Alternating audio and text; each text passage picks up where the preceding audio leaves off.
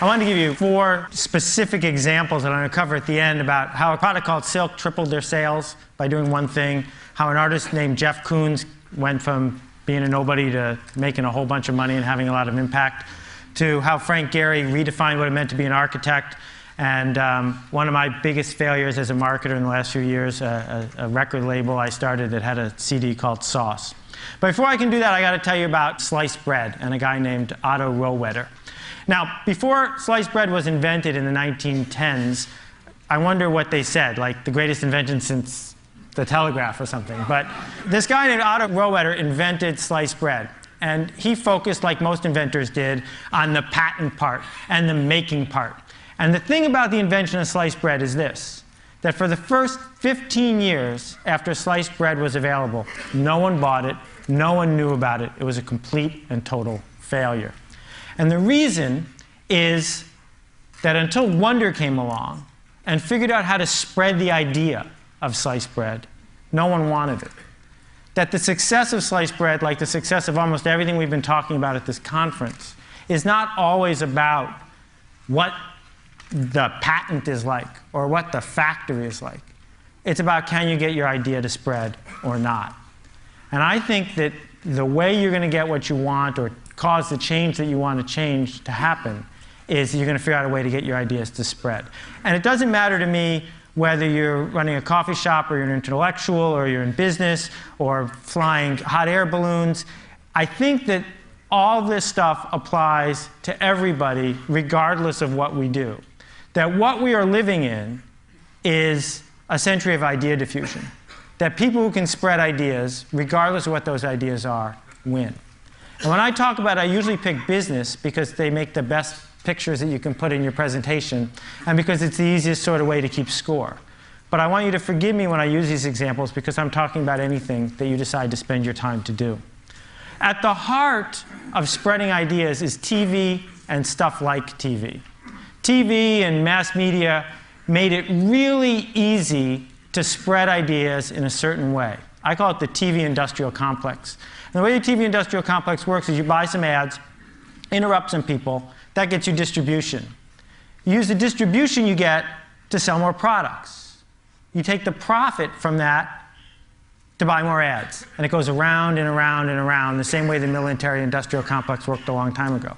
That model of, and we heard it yesterday, if we could only get on the homepage of Google, if we could only figure out how to get promoted there, if we could only figure out how to grab that person by the throat and tell them about what we want to do, if we could do that, then everyone would pay attention, we would win.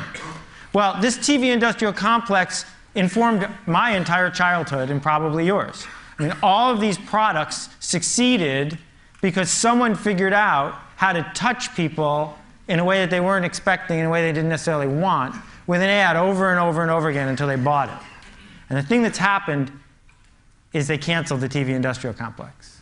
That just over the last few years, what anybody who markets anything has discovered is it's not working the way that it used to. This picture is really fuzzy. I apologize. I had a bad cold when I took it.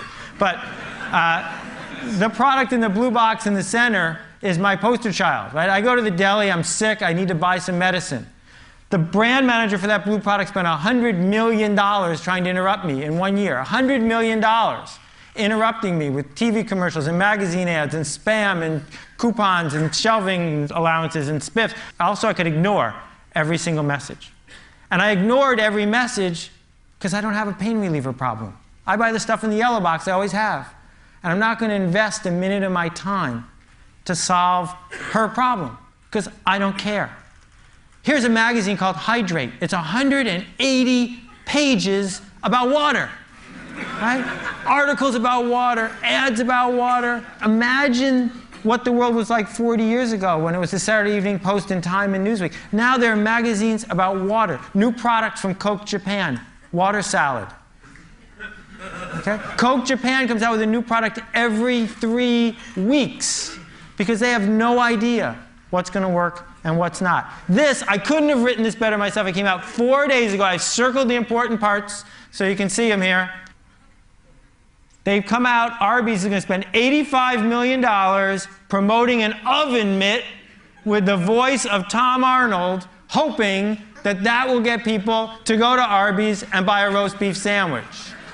Now, I want you to try to imagine what could possibly be in an animated TV commercial featuring Tom Arnold that would get you to get in your car, drive across town, and buy a roast beef sandwich. You know, this is Copernicus, and he was right when he's talking to anyone who needs to hear your idea. The world revolves around me.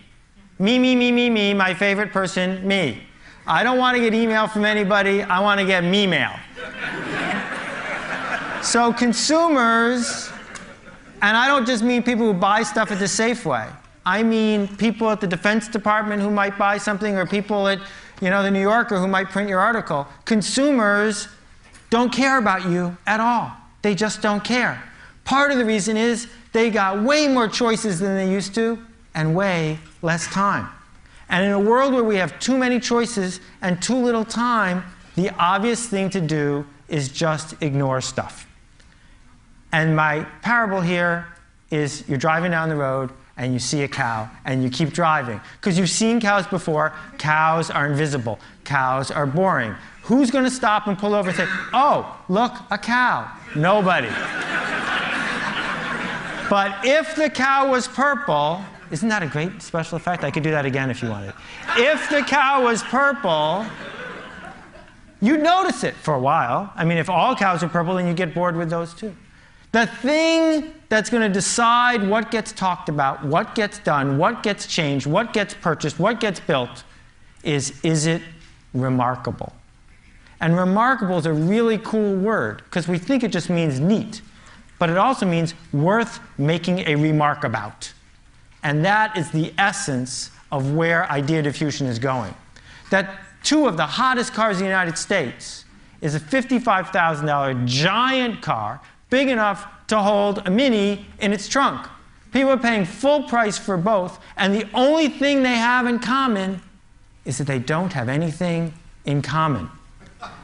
Every week, the #1 best-selling DVD in America changes. It's never The Godfather, it's never Citizen Kane, it's always some third-rate movie with some second-rate star. But the reason it's #1 is because that's the week it came out. Because it's new, because it's fresh, because people saw it and said, I didn't know that was there, and they notice it. Two of the big success stories of the last 20 years in retail. One sells things that are super expensive in a blue box, and one sells things that are as cheap as they can make them. The only thing they have in common is that they're different. We're now in the fashion business. No matter what we do for a living, we're in the fashion business. And the thing is, people in the fashion business know what it's like to be in the fashion business. They're used to it. The rest of us have to figure out how to think that way, how to understand that it's not about interrupting people with big full-page ads or insisting on meetings with people, but it's a totally different sort of process that determines which ideas spread and which ones don't. This chair, they sold $1 billion worth of Aeron chairs by reinventing what it meant to sell a chair. They turned a chair from something the purchasing department bought to something that was a status symbol about where you sat at work.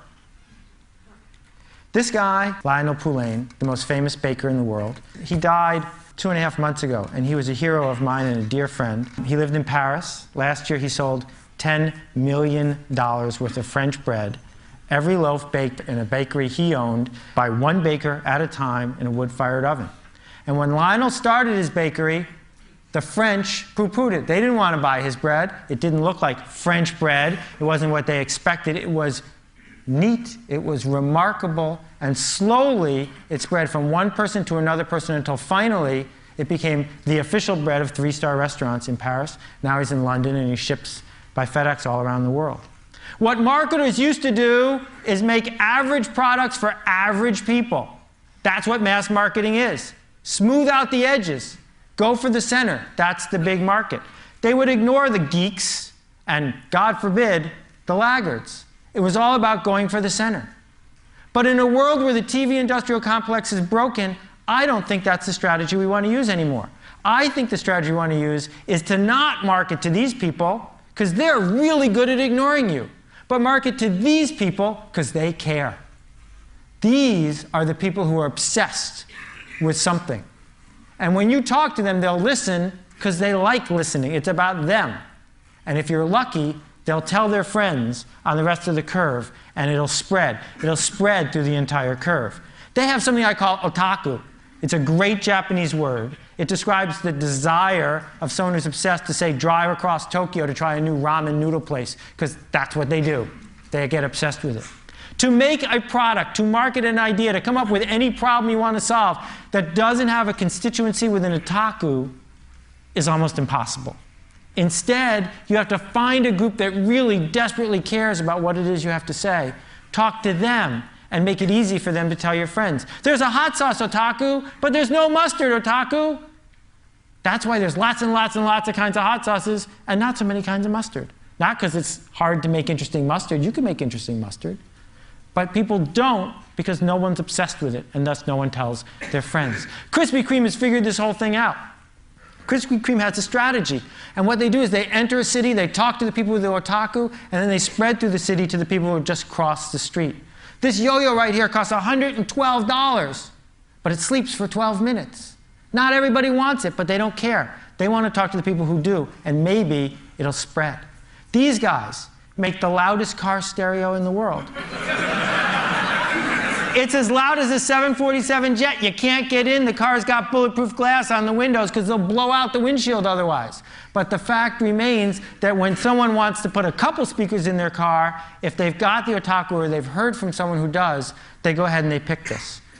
It's really simple. You sell to people who are listening, and maybe, just maybe, those people tell their friends. So when Steve Jobs talks to 50,000 people at his keynote, right, who are all tuned in from 130 countries watching his 2-hour commercial, that's the only thing keeping his company in business, is that those 50,000 people care desperately enough to watch a 2-hour commercial and then tell their friends. Pearl Jam, 96 albums released in the last 2 years. Everyone made a profit. How? They only sell them on their website. Those people who buy them on their website have the otaku, and then they tell their friends, and it spreads, and it spreads. This hospital crib costs $10,000, 10 times the standard. But hospitals are buying it faster than any other model. Hard candy nail polish doesn't appeal to everybody, but to the people who love it, they talk about it like crazy. This paint can right here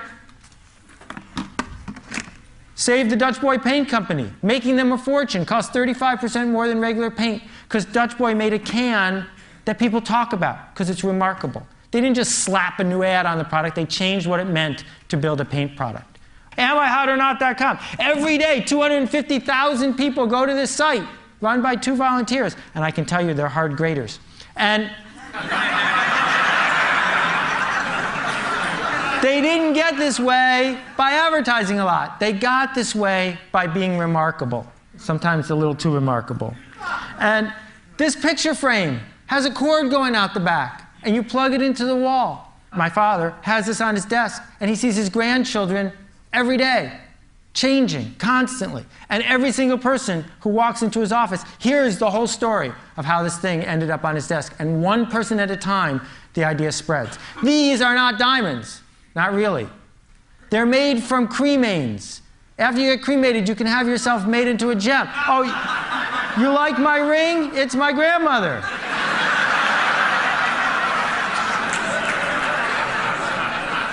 Fastest growing business in the whole mortuary industry. But you don't have to be Ozzy Osbourne. You don't have to be super outrageous to do this. What you have to do is figure out what people really want and give it to them. A couple quick rules to wrap up. The first one is design is free when you get to scale. And the people who come up with stuff that's remarkable more often than not figure out how to put design to work for them. Number 2, the riskiest thing you can do now is be safe. Procter & Gamble knows this. Right? The whole model of being Procter & Gamble is always about average products for average people. That's risky. The safe thing to do now is to be at the fringes, be remarkable. And being very good is one of the worst things you can possibly do. Very good is boring. Very good is average. It doesn't matter whether you're making a record album or you're an architect or you have a tract on sociology. If it's very good, it's not going to work because no one's going to notice it. So, my 3 stories. Silk.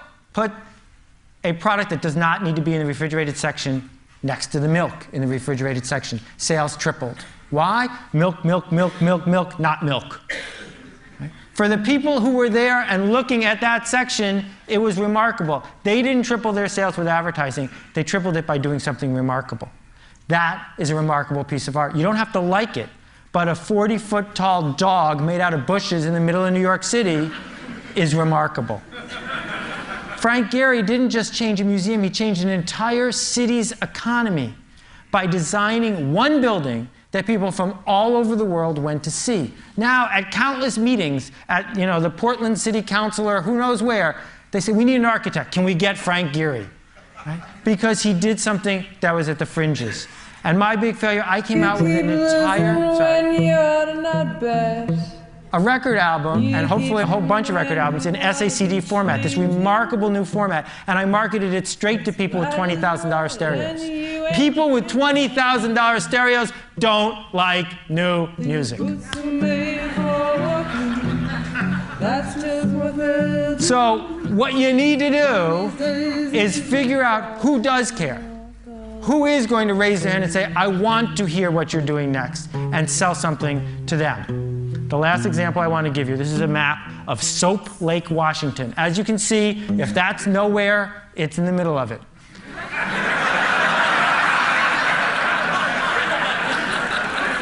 But they do have a lake, and people used to come from miles around to swim in the lake. They don't anymore. So the founding fathers at Soap Lake said, we got some money to spend, what can we build here?